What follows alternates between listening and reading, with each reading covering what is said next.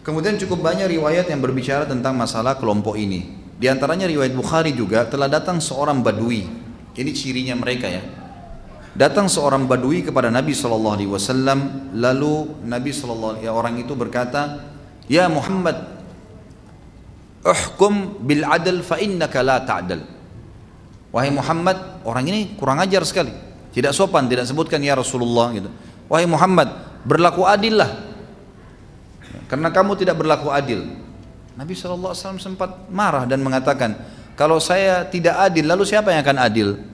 Lalu kata Nabi SAW, akan keluar dari keturunannya orang ini yang kalian akan cemburu dengan bacaan Qur'annya, sholat mereka, ya, puasa mereka, tapi mereka keluar dari agama seperti keluarnya anak panah dari, ya, busurnya.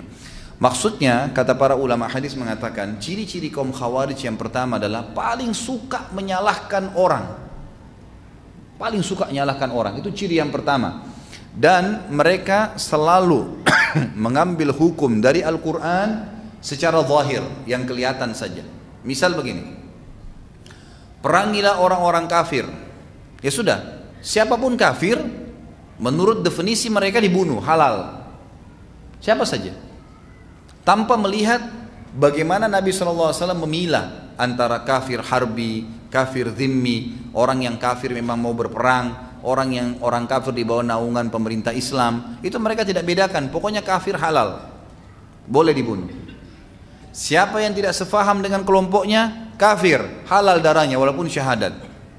Nah ini bahaya sekali, gitu kan? Di dalam riwayat yang lain disebutkan bahwasanya suatu hari, saya lihat dulu riwayatnya. Hadis ini diriwayatkan oleh Imam Ahmad dalam musnadnya, bahwasanya Abu Sa'id Al-Khudri radhiyallahu anhu berkata, kami sedang duduk menunggu Rasulullah SAW, lalu beliau keluar dari rumahnya, maksudnya di hadapan rumah, tunggu Nabi SAW keluar baru jalan-jalan sama-sama gitu. Lalu keluarlah Nabi SAW dari rumahnya, salah satu rumah istri beliau. Lalu Abu Sa'id berkata, maka kami berdiri mengikuti beliau SAW. Lalu sandal beliau putus, maka Ali berhenti untuk memperbaikinya. Rasulullah SAW berjalan dan kami terus mengikutinya. Maksudnya sandal Nabi salah satu yang tidak disebutkan kanan atau kiri, terputus talinya. Kemudian dibiarkan oleh Nabi SAW. Nabi tetap jalan. Ali radhiyallahu anhu berdiri, berhenti, mengikat tali itu kembali. Jadi dia tertinggal. Sementara Nabi dengan para sahabat jalan terus gitu kan. Lalu Nabi SAW bersabda, Inna minkum man yuqatil ala ta'wili hadzal Qur'an kama qataltu ala tanzili. Nanti akan ada di antara kalian, sahabat-sahabatku ini, di antara kalian akan ada orang yang akan memimpin peperangan dan dia benar. Dia akan memerangi kelompok orang yang mengambil Quran, gitu kan, secara takwil. Jadi interpretasinya sendiri, penjabarannya dia sendiri. Dia ambil hukum, begitu dia fahamin, tidak ambil pendapat ulama, langsung diterapkan. Seperti itu. Jadi dia tidak ambil hukum, jadi tidak belajar ilmu Al-Quran ini seperti apa yang dinurunkan, tidak ambil dari pendapat para sahabat. Nanti kita akan jelaskan kapan jelasnya keluar kelompok Khawarij, di zamannya Ali. Dan mereka akan berperang melawan Ali radhiyallahu anhu. Nanti akan kita jelaskan itu. Ini masih baru dalil-dalilnya. Lalu kata Nabi SAW, kelompok itu nanti akan ada di antara kalian sahabatku yang memimpin peperangan dan dia benar. Dia benar. Dia benar, dia akan memerangi kelompok yang mengambil Quran secara takwil, sebagaimana saya memerangi kelompok Al-Quran secara tanzil, maksudnya seperti apa yang jelas dijelaskan dalam hukum. Maka para sahabat Abu Sa'id berkata, kami semua berharap orang itu, karena Nabi SAW memuji dia, karena dia akan memerangi kelompok itu, gitu kan? Maka kami semua berharap. Lalu di sisi kami ada Abu Bakar dan Umar. Artinya kami menunggu apakah Nabi tunjuk Abu Bakar atau Umar kah? Kalau tidak ditunjuk berarti kami lebih layak untuk itu. Lalu Nabi SAW sudah memahami kalau sahabat nunggu siapa yang akan ditunjuk yang memimpin kelompok yang akan memerangi kelompok ini nanti. Lalu kata Nabi SAW, yang saya maksud adalah yang sedang memperbaiki sendal saya. Maksudnya siapa? Ali radhiyallahu anhu. Ali nggak dengar waktu itu, Ali lagi perbaikin sendal. Tapi Nabi SAW sampaikan dan para sahabat menyaksikan masalah tersebut. Maka para sahabat berkata, kami pun mendatangi Ali lalu menyampaikan berita gembira bahwasanya kau akan berjihad dan kau akan sama posisi Nabi SAW pada saat beliau jihad melawan orang kafir karena ya, Al-Quran turun. Maka karena mereka menyalahfahami Al-Quran, engkau memerangi mereka. Maka kata Abu Sa'id, tetapi Ali tersenyum dan seakan-akan sudah mengetahui berita itu dari Nabi SAW. Baik, awal mula kelompok Khawarij ini kelihatan adalah pada saat selesai peperangan Siffin. Tadi perang Siffin itu ya, perang tahun 37 Hijriah pada saat terjadi fitnah antara Ali dengan Muawiyah. Di sini suatu sisi ada kelompok tadi pengikut Abdullah bin Sabah yang menjadi pemicu peperangan supaya mereka tidak tertangkap karena membunuh Utsman. Sisi yang lain ternyata di kelompok itu ada anak-anak muda yang mereka memang semangat sekali mau berperang gitu kan. Waktu Ali bin Abi Thalib memberhentikan untuk memerangi Muawiyah karena sudah banyak kurban, untuk apa berperang? Diberhentikan sama Ali. Muawiyah pun sudah turun, tidak mau lagi. Kelompok ini kelihatan keluar lalu berkata kepada Ali, wahai Ali, kamu harus berhukum mengangkat Quran dengan hukum ini Al-Quran. Al-Quran bilang perangin orang-orang, dan mereka menganggap waktu itu Muawiyah kafir, kan gitu. Hampir sama pemahamannya dengan orang-orang Syiah. Orang Syiah kan mengatakan Muawiyah juga kafir. Jadi dua kelompok ini sasaran pandangannya sama gitu loh. Menganggap Muawiyah ini, yang satu yang Syiah menganggap Muawiyah kafir karena keluar melawan Ali. Ini juga sama. Tapi mereka pemahamannya berbeda. Yang ini nanti berkembang pesat karena dari Abdullah bin Sabah mengatakan Quran kurang lah, Jibril khianat dalam menurunkan wahyu dan beragam, mencaci maki mengkafirkan sahabat Abu Bakar Umar. Kalau Khawarij, kelompok yang kedua ini, mereka enggak mengkafirkan Abu Bakar, Umar, enggak, mereka bela Aisyah, mereka bela semuanya, enggak ada masalah dengan itu. Tapi mereka mengkafirkan Muawiyah. Mereka mengatakan kepada Ali, dan mereka juga bukan cuma Muawiyah, Ali dan Muawiyah dua-dua dikafirkan oleh dia. Kelompok Khawarij ini bilang, wahai Ali, kenapa kau tidak perangi Muawiyah? Kita sudah jauh-jauh ke sini, perangin aja sampai habis, mati, enggak boleh ada yang hidup. Kata Ali, untuk apa? Apa manfaatnya memerangi mereka? Jelas-jelas Muawiyah sudah membaiat, gak ada alasan untuk membunuh mereka. Kenapa harus membunuh? Lalu mereka mengangkat Quran mengatakan, kalau begitu kau tidak berhukum dengan Al-Quran. Kata Ali, ayat yang mana kalian pegangi? Yang mana ayat boleh membunuh seorang muslim? Mereka bilang, pokoknya kalau kau tidak perangin Muawiyah, berarti kau akan keluar, tidak berhukum dengan hukum Allah, dan kami anggap kamu kafir. Jadi mereka mengkafirkan Ali. Ali tetap tidak mau. Siapa mereka mau didengar suaranya? Ternyata kelompok ini keluar dari pasukan Ali. Keluar dari pasukan Ali. Dan ternyata sebagian ulama mengatakan sebab dinamakan mereka Khawarij ya, diambil dari kata-kata kharij yang berarti keluar. Karena mereka misah dari pasukan Ali pada saat itu. Kan pasukan Ali semua sepakat, ahli sunnah sepakat mengatakan pasukannya Ali yang benar, gitu kan?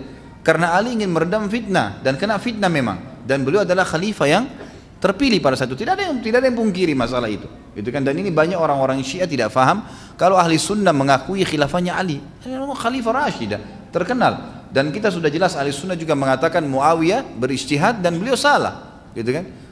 Aisyah, Talha dan Zubair kena fitnah, kan gitu. Selesai masalahnya, dan akhirnya mereka semua kembali bersatu. Nggak ada yang jadi masalah setelah itu. Ali radhiyallahu anhu memimpin setelah ke perang Siffin, tidak ada masalah sampai beliau meninggal. Dan subhanallah yang jadi masalah adalah kelompok Khawarij ini. Kelompok Khawarij ini akhirnya keluar dari pasukan Ali. Kemudian Ali radhiyallahu anhu mencoba mendakwahi mereka. Diutuslah kepada mereka sahabat Nabi yang mulia Abdullah bin Abbas. Bayangkan ya, Abdullah bin Abbas ini hibrul ummah, kata Nabi SAW. Artinya apa? Lautannya umat ini. Abdullah bin Abbas ini orang yang paling pintar. Islam tidak lagi lebih pintar daripada Abdullah bin Abbas. Kata Nabi SAW, hibrul ummah, gitu kan. Ali utus ke mereka. Coba Abdullah bin Abbas ke sana, dakwahin mereka. Yang taubat, yang kembali cuma 2-3 orang. Selebihnya ada mungkin lebih dari 1000 orang tetap tidak mau. Enggak, Ali kafir. Dari mana kafir? Mana dalilnya? Mana ayatnya orang bisa dikatakan muslim kafir? Sementara sahabat Nabi yang terkenal Usama bin Zaid sempat mengangkat pedangnya kepada satu orang di zaman Nabi SAW, gitu kan. Kemudian orang itu syahadat. Waktu dia sudah syahadat, ini Usama ragu, tapi dibunuh juga sama Usama. Terdengar oleh Nabi SAW. Kata Nabi SAW, kenapa Usama kau lakukan itu? Dia bilang, ya Rasulullah, dia syahadat karena takut lihat pedang saya. Wajar, ijtihad manusia ya. Karena sudah perang, kita bayangkan sudah duel, sudah susah jatuhin pedangnya dia. Begitu jatuh pedangnya kita mau bunuh, lalu dia syahadat. Kita pun kalau di posisi Usama berat sebenarnya. Tapi perhatikan apa kata Nabi SAW. Apakah kau belah dadahnya dan kau tahu dia bohong atau tidak?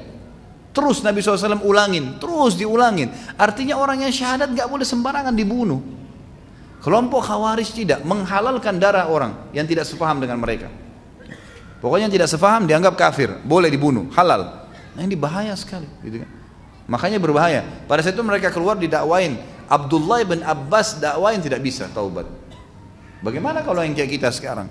Saya dan antum mau mendakwain kelompok ini, dan sampai sekarang masih ada mereka. Fitnahnya ada. Kan gitu.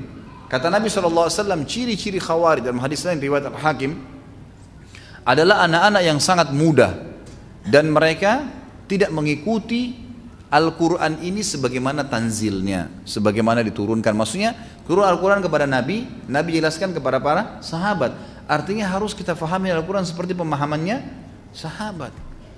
Kalau kita fahami semau kita, semua jaringan-jaringannya, jaringan Islam liberal lah, apalah, semua mengaku pegang Al-Quran, tapi takwil semaunya, kan gitu. Bukan sepahaman sahabat. Sampai ada yang mengatakan khamr enggak haram karena ada ayat Al-Quran yang mengatakan, hai orang-orang yang beriman, ya alladzina amanu la taqrabus salata wa antum sukara. Jangan kalian sholat sementara kalian mabuk. Berarti boleh dong kalau mabuk di luar sholat, kan dilarang cuma sholat. Padahal ayat ini mansuh, sudah terhapus secara hukum. Dan para sahabat menukil kepada kita masalah itu. Ayat ini dihapus dengan ayat lain, Al-Ma'idah 90 atau ayat 90-91 tentang masalah penghaman khamr secara mutlak. Sehingga dia cuma tertinggal secara tilawah tapi tidak lagi hukumnya, gitu kan?